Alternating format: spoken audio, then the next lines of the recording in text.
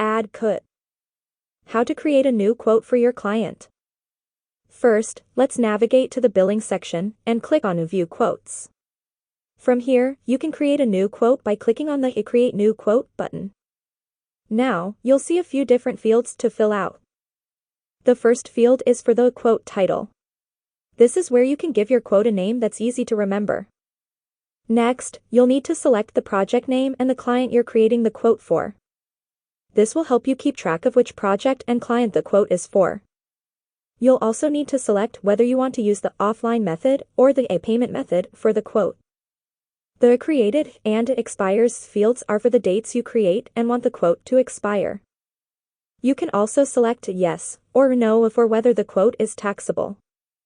For the initial quote entry, you'll need to fill in the item entry title and item amount and item description fields. You can add more items by clicking the Add New Item button.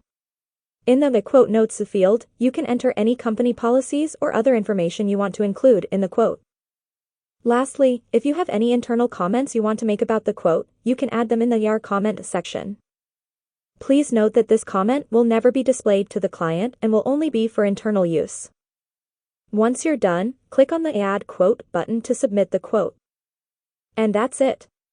You've successfully created a new quote in IT-Land CRM.